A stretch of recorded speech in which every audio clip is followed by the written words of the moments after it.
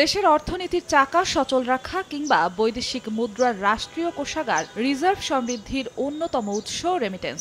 সাম্প্রতিক আন্দোলন, সহিংসতা, ব্যাংক ও ইন্টারনেট সেবা বন্ধের পর নানা আলোচনার মাঝেই অর্থ বছরের প্রথম মাসে বড়সড় ধাক্কা খেল প্রবাসী আয়।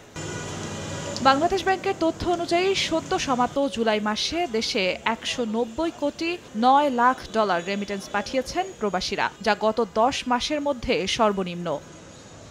এর আগে ডলারের দাম বাড়িয়ে দেয়ায় এবং ঈদুল আজহাকে কেন্দ্র করে রেকর্ড পরিমাণ রেমিটেন্স পেয়েছিল বাংলাদেশ। চলতি বছরের মে মাসে ২২৫ কোটি ও জুনে ২৫৪ কোটি ডলার পাঠিয়েছিলেন প্রবাসীরা। ইন্টারনেট ও ব্যাংক ব্যবস্থা বন্ধের প্রভাবেই প্রবাসী আয়ে এমন নেতিবাচক প্রভাব বলে মনে করছেন সংশ্লিষ্টরা। জিন্নাত আরা জশোয়া, সময় সংবাদ, ঢাকা।